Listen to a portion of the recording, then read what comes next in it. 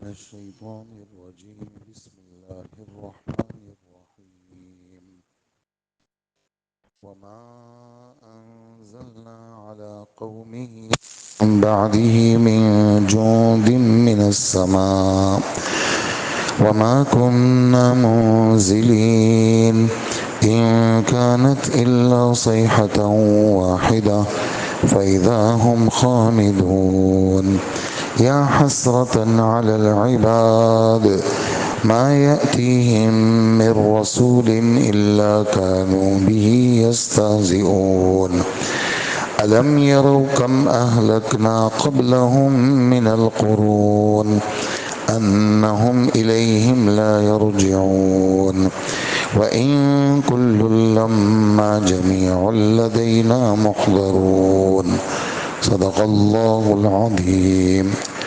سورہ یاسین ہماری چل رہی ہے، 2 رکوع سورہ یاسین کے ہو گئے ہیں اور 23واں پارے بھی اللہ پاک کے فضل سے شروع ہوا ہے اور سورہ یاسین کی 32 آیتیں ہو گئی، 28 29 30 31 32 یہ آیتیں آپ حضرات نے سنی ہیں۔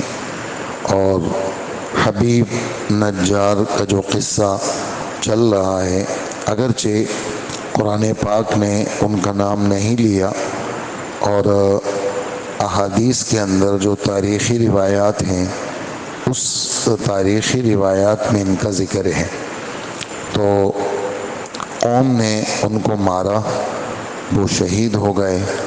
شہادت کے ہوتے ہی اللہ جل جلالہ نے ان کو جنت دکھائی اور جنت کا داخلے کی ایک طرح سے خوشخبری ہو گئی کہ یہ تمہاری جنت ہے۔ اس میں ایک بات سن لیجئے، حضور صلی اللہ علیہ وآلہ وسلم فرماتے ہیں کہ جب آدمی قبر کے اندر داخل ہوتا ہے، دفن ہو جاتا ہے، تو سوال جواب میں جب وہ اچھے جوابات دے دیتا ہے تو یہ فرشتے جو سوال جواب والے ہیں کہ اس کو کہتے ہیں دور ایک جگہ دکھاتے ہیں، اسی قبر کو کافی بڑا کر کے دور ایک جگہ دکھاتے ہیں، وہاں پر آگ نظر آتی ہے اور آگ کے شعلے نظر آتے ہیں۔ کب وہ تم نے دیکھا؟ کہاں دیکھ لیا؟ کب وہ دوزخ ہے۔ اللہ جل جلالہ نے تجھے اس دوزخ سے نجات دے دی۔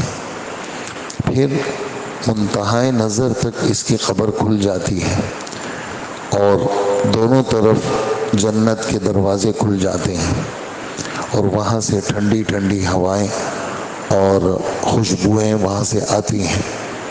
پھر اس کو یہ کہا جاتا ہے اخیر میں تیرا یہ ٹھکانہ ہوگا، اس ایمان اور یقین کی برکت سے جو ایمان اور یقین تیرے پاس تھا، اور اس ایمان اور یقین کی برکت سے جس پر تو نے زندگی گزاری، اور اس ایمان اور یقین کی برکت سے جس ایمان اور یقین پر تیری موت آئی، تو مرتے ہی معاملات بدل جاتے ہیں۔ بلکہ ابھی موت نہیں آئی، جان موجود ہوتی ہے۔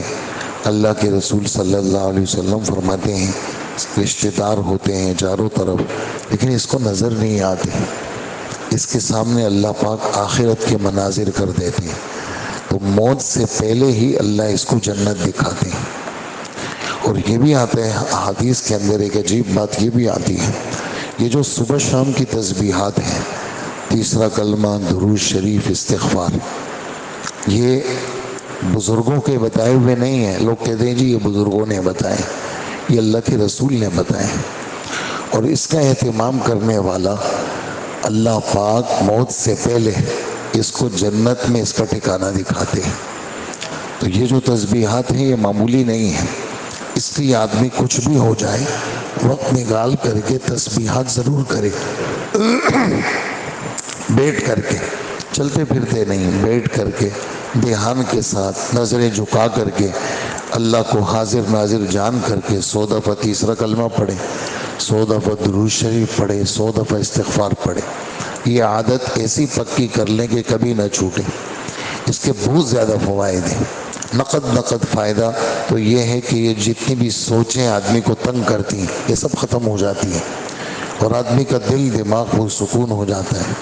اس وقت بچوں سے لے کر بوڑھوں تک سب سوچوں کی بیماری، قسم قسم چیزیں چھیڑتی ہیں ان کو۔ پیسے والے بھی پریشان ہیں، بغیر پیسے والے بھی پریشان۔ وجہ اللہ کا نام لینا چھوڑ دیتے ہیں، چھوڑا ہوا ہے، مسجد میں آ کر کے بھی نہیں لیتے۔ مسجد میں آ جاتے ہیں نا 10-15 منٹ پہلے، ہم دیکھتا ہوں وہ بیٹھے رہتے ہیں، گپے لگائیں گے، اور جب اقامت ہو رہی ہے پھر بھی گپ لگ رہی ہے، آوازیں آتی ہیں یہاں تک، تو گپے لگاتے ہیں اور پھر اس کے بعد نماز پڑھ کے ایک دم نکل جاتے ہیں۔ تو آ جاتے ہیں پھر بھی نام نہیں لیتے، اور پھر نماز پڑھ لیتے ہیں پھر بھی نام نہیں لیتے۔ تو مسجد کی حاضری میں ایک آدمی خدا کا نام نہ لے، کیا اس سے توقع ہوگی کہ وہ بار خدا کا نام لے؟ تو اس لیے اس بات کی عادت ڈالیں کہ صبح شام کا یہ جو ذکر ہے وہ اہتمام سے کریں، اور وقت نکال کر کے بیٹھ کر کے کریں، ادب کے ساتھ کریں، وہ خدا کا نام ہے۔ اسی لیے تلاوت کے اندر بھی بادب ہو کے قرآن پڑھیں۔ بعض لوگ ٹیک لگا کر کے یوں قرآن پڑھ رہے ہوتے ہیں۔ حضرت واصف منظور صاحب ایک دن بہت زیادہ ڈانٹا انہوں نے رحمۃ اللہ علیہ، اور کہا کہ تم لوگ جس اسٹائل سے قرآن پڑھتے ہو یہ قرآن دل پہ نہیں لگتا۔ قرآن ادب کے ساتھ، جھک کر کے، باادب ہو کر کے، پورے کپڑے پہن کر کے۔ بعض لوگ قمیص اتار کے قرآن پڑھتے، ٹوپی نہیں ہے، قمیص اتری ہوئی ہے، ٹیڑھے میڑھے بیٹھے ہوئے ہیں، الٹے لیٹے ہوئے ہیں، قرآن چل رہا ہے، موبائل میں کھولا ہوا ہے، الٹا لیٹا ہوا ہے، قرآن پڑھ رہا ہے۔ یہ ادب کے خلاف ہے ساری باتیں، اس وجہ سے یہ چیزیں دل پہ نہیں لگتی۔ تو خیر، یہ جو حبیب نجار تھے، اللہ جل جلالہ نے ان کو جگہ جنت دکھائی، اور اللہ پاک فرماتے ہیں جب یہ شہید ہو گئے اس لیے کہ دعوت کو ٹھکرایا، نبیوں کو جھوٹا کہا، نبیوں کو جھوٹا کہا، نبیوں کو دھمکیاں دی، سمجھانے کے لیے بندہ آیا اس کو مارا۔ تو اللہ جل جلالہ حلیم تو ہیں، لیکن اللہ جل جلالہ جب معاملات بگڑ جاتے ہیں پھر اللہ پاک انتقامی کارروائی ہوتی ہے۔ وہ کہتے ہیں اللہ کے غصے سے ڈرنا چاہیے، اللہ کے غصے سے ڈرنا چاہیے۔ اللہ پاک فرماتے ہیں اس حبیب کی موت کے بعد ہم نے کوئی بہت بڑا لشکر مشکر آسمان سے نہیں اتارا، اور نہ ہماری کوئی عادت ہے اتارنے کی۔ ہاں، ہمارے لیے تو ایک فرشتہ بھی کافی ہے، ایک فرشتہ ساری انسانیت کے ختم کرنے کے لیے کافی ہے۔ ایسا نہیں ہوا کہ بہت بڑا لشکر آیا جی اس کی قوم کے پیچھے ان کو مارا پیٹا، کچھ بھی نہیں ہوا، بلکہ کیا ہوا، شہر کا دروازہ تھا، جبرائیل علیہ السلام نے دونوں طرف یوں ہاتھ پکڑے اور ایک ہیبتناک چیخ ماری، جو چیخ ان کی روح کو برداشت نہ کر سکی، اور ایسے ہو گئے جیسے انسان کے بدن کے اندر گرم مادہ ہے، انسان کے بدن کے اندر گرمائش ہے اپنی، تو یہ گرمائش بالکل ٹھنڈی ہو گئی۔ اس کو ہمارے رب نے تعبیر کیا کس سے، جیسے آگ جل رہی ہے اور آگ پہ آپ نے ٹھنڈا پانی ڈال دیا تو آگ ایک دم بجھ جاتی ہے، ایسے ہی یہ بدن کی گرمائش تھی، سانسیں چل رہی تھی، گرم گرم خون تھا، اور جیسے ہی حضرت جبرائیل علیہ السلام نے چیخ ماری وہ ساری گرمائش ختم، وہ ایسے ہو گئے جیسے آگ جل رہی تھی اور بجھ گئی۔ خامدون کا معنی آگ کا بجھ جانا، تو اور یہاں پر کیا ترجمہ کریں گے، مر جانا، یعنی بجھ گئے یعنی مر گئے، اور جیسے آگ ایک دم بجھ جاتی ہے تو ایک دم یہ لوگ بھی مر گئے، اور ہم یعنی یہ ہم نے کیا۔ اور پھر یعنی افسوس کی بات ہے ایسے خدا کے بندوں پر جو نبیوں کا مذاق اڑاتے ہیں، اور جب بھی ان کے پاس کوئی ڈرانے والا آتا ہے تو یہ ہنسی مذاق اڑائیں گے۔ آج بھی بہت سارے لوگ ہنسی و مذاق اڑاتے ہیں، کوئی بات کرتے ہیں نا تو اپنی محفلوں میں اس طرح کے لوگ مذاق اڑاتے ہیں، تو اس سے ڈرنا چاہیے۔ ایک ہے حق بات کو نہ ماننا، یہ اپنی جگہ پہ جرم ہے، ایک ہے نہ مان کر کے مذاق اڑانا، یہ ڈبل جرم ہے، اور جہاں جرم ڈبل ہو جاتا ہے وہاں سزا بھی ڈبل ہو جاتی ہے۔ تو اس لیے حق بات کو سننا، پھر اس پر عمل کرنا، پھر اس کو آگے پہنچانا، یہ تو صحابہ کی صفت تھی، سمعنا و اطعنا، ہم نے سن لیا، ہم نے مان لیا۔ اور یہودیوں کی صفت کیا ہے، سمعنا و عصینا، دونوں قرآن میں ذکر ہیں، دونوں باتیں قرآن میں ہیں، صحابہ کا ذکر 3 پارے میں، یہودیوں کا ذکر 5ویں پارے میں۔ صحابہ کہتے ہیں سمعنا و اطعنا غفرانک ربنا، ہم نے سن لی، ہم نے آپ کی بات مان لی، ہماری بخشش کر دیجئے کیونکہ ہمیں تو آپ ہی کے پاس آنا ہے۔ یہ صحابہ کی صفت۔ اور یہودی صفت سمعنا و عصینا، اور اللہ کے رسول اور قرآن پاک کی باتوں کو، یعنی اس کی باتوں کو اپنی زبانوں کو موڑ موڑ کر کے غلط انداز میں پیش کرنا، قرآن پاک کی باتوں کو غلط انداز میں پیش کرنا۔ تو سننا اور ماننا، ایک آدمی سنے ہی نہیں تو پھر مانے گا کیسے؟ اس لیے سب سے پہلی بات حق بات کو سننا ہے اور توجہ کے ساتھ سننا ہے تاکہ دل پہ جا کر کے وہ حق بات اثر کرے۔ تو افسوس ہے ایسے خدا کے بندوں پر، جب بھی ان کے پاس کوئی ڈرانے والا آیا انہوں نے اس کا مذاق اڑایا۔ اور دوسری بات یہ ہے، جتنی بستیاں جتنے لوگ ہم ہلاک کر چکے ہیں، واپس کوئی دنیا میں آیا نہیں ہے۔ یہ تو ہم تمہیں خبر دے رہے ہیں کہ ان کا کیا حشر ہوا اور ان کے ساتھ اب موت کے بعد کیا ہو رہا ہے۔ جیسے فرعون کے بارے میں، جب فرعون غرق ہو گیا اور اس کی قوم غرق ہو گئی، 24ویں پارے میں اللہ پاک ایک بات کرتے ہیں جس کو علماء کرام قبر کے عذاب کی دلیل میں پیش کرتے ہیں۔ وہ کیا بات ہے؟ وہ بات یہ ہے، النار یعرضون علیہا غدوا وعشیا، یہ فرعون اور فرعون کی قوم، دوزخ مستقل آگ ان پہ جل رہی ہے عالم برزخ میں۔ اب ذہنوں میں بات آئے گی، وہ تو سمندر میں ڈوب گئے اور لاشیں لوگوں کی تتر بتر ہو گئی، چلو فرعون کی لاش بچ گئی، باقی کہاں چلے گئے؟ کہاں کی قبر اور کہاں کا عذاب؟ تو یہ جو سوچیں ہیں، یہ سوچیں دنیا والوں کی سوچیں ہیں۔ ہمارے نبی فرماتے ہیں کہ جب آدمی مر جاتا ہے، اس کے بدن کا کوئی بھی حصہ کہیں پر بھی ہو، اس کے ساتھ اس کی روح کا تعلق لگ جاتا ہے اور اس کو وہیں پر عذاب یا یعنی سزا یا جزا، جزا یعنی اچھا بدلہ، سزا یعنی برا بدلہ، وہ اس کو دیا جاتا ہے۔ تو فرعون کی قوم کے لوگ اور فرعون مستقل آگ میں جل رہے ہیں۔